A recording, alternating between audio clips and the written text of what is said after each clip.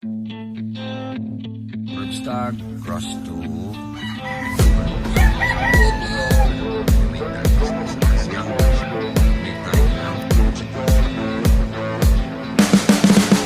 You can see the riding on the pavement. Young kids that grow. Okay, good morning mga ka-excellence. Ito po yung ating mating ng Power Lemon Broodstag cross to Moonwalker Sweater na mga pullets. Actually, bulhen na sila. So, nakalugo na po sila ng isang beses. Ito po, minimate natin sila sa mas younger sa kanila para mas maganda po yung ating production. Actually, yung similya ang ating inahabol. So, pagka ganito, may tayo ng bata sa matanda. So, ito na po.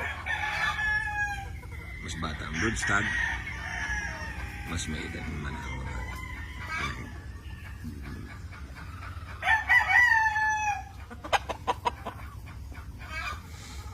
Ito yung ating Power Lemon.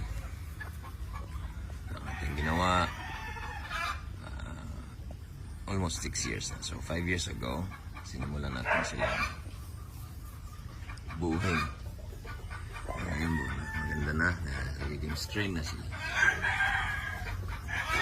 This is a combination of 7-8 lemon 1-8 na Boston. Nasukat. Napakaganda na. Gandang palo. Ito na po sila. Ito yung mga pullets na Moonwalker na gusto ko magpalabas ng ganito. Dahil may mga request tayong mga day old. Nare-request po nila na mas magpapalabas tayo ng ganitong process. So, available po sila ngayong October born. Ayan.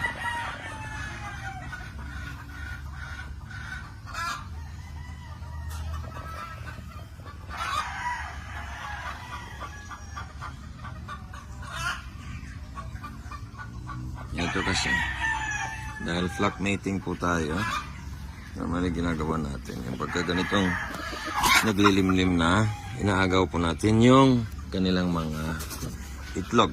Kasi, ito po yung itlog niya. Medyo broody na siya. So, kinukuha po natin yung itlog para sa ganun hindi siya tuluyang maglilimlim. Kasi pag nilagay po natin yung itlog dyan palagi, ang gagawin niya, lilimlim siya ng diretso. So, makakabawas yan sa ating production. So, ngayon, minamaximize po natin ang production. So, kailangan po natin ng mas maraming itlog. Dahil po, in preparation sa ating mga orders ngayong October. So, kung tutuloy po natin na palimliman ng itlog, dahil maglilimlim na sadya sila, may tendency na magbabawas tayo ng production. So, para maiwasan yon, for the sake of breeding season, kailangan lang natin i-out or agawin yung mga itlog dun sa mga nagsimula ng maglimlim na mga inahin. So, ito. The other side naman of the breeding pen is a combination of Boston pullets and Power Lemon Broodstag. Doon din naman sa kabila, meron tayong papuro. So, yun yung ating pure na Power Lemon. Both side po sa lalaki, sa may Power Lemon, ang mga inahin po natin ay Power Lemon rin. So, balitita nila yun kapag mga ng Broodstag. Yan po ang ating selection. Yan. Ganda.